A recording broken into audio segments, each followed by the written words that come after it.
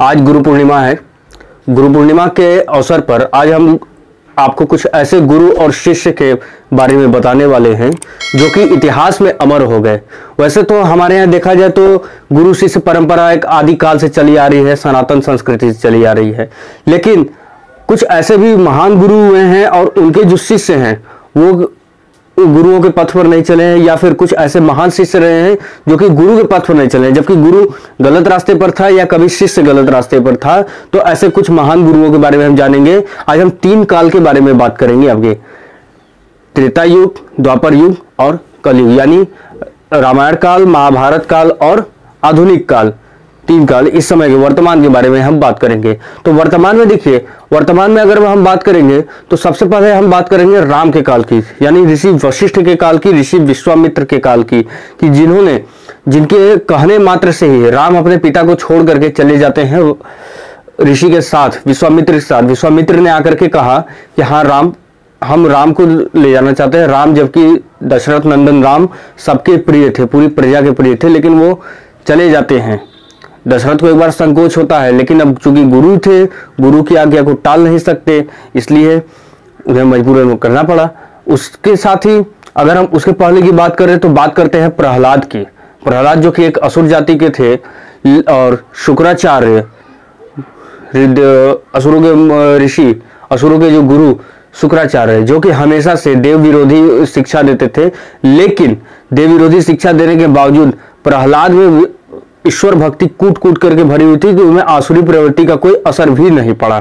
ठीक है, और उसी के साथ ही बलि भी प्रहलाद के ही पौत्र बलि की बात करेंगे तो बलि में भी अगर देखेंगे तो बलि भी क्या थे कि बलि भी एक महान राजा थे, महान दानवीर थे। वो भी शुक्राचार्य जानते थे कि हाँ शुक्राचार्य आसुरी प्रवृत्ति के हैं, ये हमें आसुरी विद्या सिखा रहे हैं, लेकिन कभी भी उन्होंने कुछ इस कदर से तालमेल अपना बैठाया कि वो ईश्वर की भक्ति भी करते रहे और गुरु के आदेशों का भी पालन करते रहे। चूंकि गुरु क्या थे, गुरु उनके आदर्शों के खिलाफ थे हमेशा कि वो ईश्वर भक्ति क्यों करता है। लेकिन बलि से हमें बहुत बड़ी सीख लेनी चाहिए कि बलि न कभी गुरु विरोधी हुए, न कभी ईश्वर विरोधी हुए। बलि हमेशा से ही ईश्वर और गुरु दोनों को समतुल्य लेकर के चले, कभी अपनी जो ट्यूनिंग है वो गड़बड़ नहीं होने दी।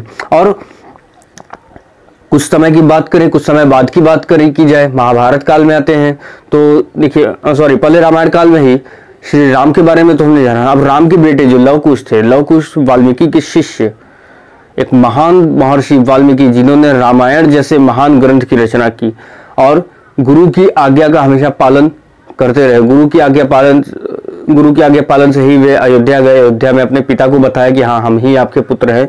तो तमाम ऐसी सारी घटनाएं हैं गुरु शिष्य को लेकर के। तो हमें इनसे प्रेरणा लेनी चाहिए, ऐसे गुरुओं से प्रेरणा लेनी चाहिए, ऐसे महान शिष्यों से प्रेरणा लेनी चाहिए। कि बलि का एग्जाम्पल हमारे लिए सबसे बेहतरीन है अब तक का एग्जाम्पल, कि बलि ने किस तरह से एक तरफ एक पलड़े में ईश्वर, एक पलड़े में असुरों के गुरु, राक्षसों के गुरु, राक्षस प्रवृत्ति को बढ़ावा देने वाले गुरु, दोनों को लेकर के चले। लेकिन बलि ने कभी भी अपने पर आसुरी प्रवृत्ति को हावी होने नहीं दिया। वहीं महाभारत काल में आते हैं तो महाभारत काल में कर्ण, अर्जुन, कृष्ण जैसे महान लोग मिलते हैं, महान शिष्य मिलते हैं। ठीक है, और उसी के साथ दुर्योधन जैसे भी शिष्य मिलते हैं। कृष्ण के बारे में तो पता है कि हाँ संदीपनी मुनि के बेटे थे, संदीपनी मुनि के शिष्य थे कृष्ण। संदीपनी मुनि के आश्रम में जाकर के गुरु चल लेते थे, लेकिन गुरु की आज्ञा का ऐसा इन्होंने पालन किया कि केवल गुरु को दिए एक वचन के कारण इन्होंने प्रकृति के नियम को भी तोड़ दिया। उनके गुरु के मरे हुए बेटे को वापस जिंदा करके लाए। फिर तत्पश्चात और तमाम ऐसे ऋषि महर्षियों का वे आदर करते रहे, अपने जीवन पर्यंत वे आदर करते रहे। कर्ण को देखते हैं हम, तो कर्ण ने क्या किया कि कर्ण ने परशुराम से चोरी छुपे विद्या ग्रहण की।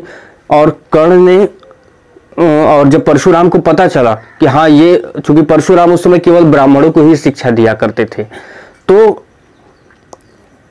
उन्हें क्षत्रियों से नफरत थी या उन्हें अन्य किसी जातियों से नफरत थी। लेकिन कर्ण क्या हुआ, कर्ण ब्राह्मण बनकर के उनसे शिक्षा लिया। लेकिन जब ये बात परशुराम को पता चली तो उन्होंने उसे श्राप दे दिया, श्राप देना चाहा कि हाँ तुम अपने अंतिम समय में हमारी दी हुई सारी विद्याएं भूल जाओगे। लेकिन कर्ण ने सहर्ष उसे स्वीकार किया, गुरु का हाथ जोड़ करके अभिवादन किया और उसे स्वीकार किया कि यही हमें गुरु से ये शिक्षा हमें मिली है कि कभी भी हमें झूठ नहीं बोलना चाहिए। और इसी काल में, महाभारत काल में ही एकलव्य जैसे महान धनुर्धर भी हुए हैं।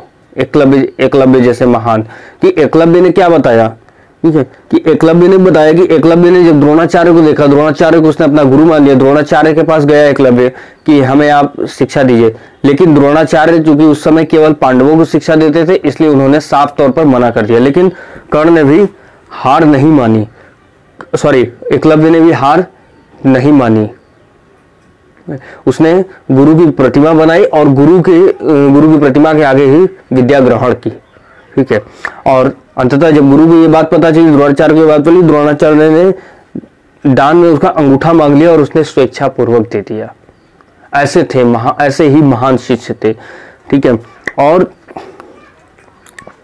इसी क्रम में दुर्योधन जैसा भी एक शिष्य हुआ था, जो कि कृष्ण के ही बड़े भाई, भगवान श्री कृष्ण के बड़े भाई बलराम जी से शिक्षा लेने गया था। उन्हें अपना गुरु माना था, गदा युद्ध की विद्या सीखी उसने। लेकिन उसने क्या किया कि जहां बलराम वही धर्म को मानने वाले थे, वही दुर्योधन पूरी तरह से अधर्मी था, कि उसने शिक्षा तो लिया लेकिन अधर्म के लिए शिक्षा लिया। तो ऐसे भी अधर्मी थे। अब डिपेंड ये करता है कि आप किसको मानने वाले हैं, आप धर्म के साथ चलते हैं या आप अधर्म के साथ चलते हैं। नए युग की बात करेंगे, आधुनिक युग की बात करेंगे, तो आधुनिक युग में कबीर, गुरु नानक जैसे महान संत हुए हैं, तुलसीदास जैसे संत हुए हैं, कि जिनके पद चिन्हों पर चल करके लोग कहां से कहां पहुंच गए। लोग अमरता की ओर चल गए, मोक्ष की ओर चल गए। और आज उन्हीं संतों की देन है कि हमारी जो हिंदू संस्कृति है, हमारा जो धर्म है, हमारी जो गुरु शिष्य परंपरा चली आ रही है, एक सनातन लंबे समय से चली आ रही है, वो अब तक जीवित है। अन्यथा यह गुरु शिष्य परंपरा जो आजकल मॉडर्निटी में टीचर हैं, सर हैं, मैडम की वजह से पूरी तरह से ये खत्म हो गई होती। तो हमें आज गुरु पूर्णिमा पर ये पढ़ लेना चाहिए कि हमें हमेशा अपने गुरु के बताए हुए रास्ते पर ही चलना चाहिए, उनके बताए हुए पद चिन्हों पर चलना चाहिए। और ये देख करके चलना चाहिए कि हाँ, गुरु हमारे जो कर रहे हैं वो धर्म के अनुसार कर रहे हैं या अधर्म के अनुसार कर रहे हैं। कि हमें अपने जीवन में किसी न किसी को हमेशा एक गुरु के तौर पर, हमेशा हर व्यक्ति से कुछ ना कुछ हमें सीखना चाहिए। ऐसा नहीं है कि आपके जो गुरु बता रहे हैं वो हमेशा आपको सही ही बताएं, कभी गलत भी बता सकते हैं। लेकिन हमें एक राजा बलि की तरह आपस में सामंजस्य बैठा करके रखना है कि कहीं से भी दोनों में मतभेद न हो। जैसे बलि ने सामंजस्य बैठाया कि एक और उन्होंने ईश्वर भक्ति रख दिया, एक और उन्होंने आसुरी भक्ति रख दिया, आसुरी प्रवृत्ति रख दिया, लेकिन दोनों में सामंजस्य बैठा रहे। ठीक उसी तरह से हमें भी आपस में सामंजस्य बैठा करके रखना है और गुरुओं का हमेशा आदर करना है, ठीक है। यदि आप लोगों को हमारा वीडियो पसंद आया हो तो प्लीज शेयर करें इस वीडियो को। हमारे चैनल को अभी आपने सब्सक्राइब नहीं किया तो प्लीज सब्सक्राइब करें। धन्यवाद।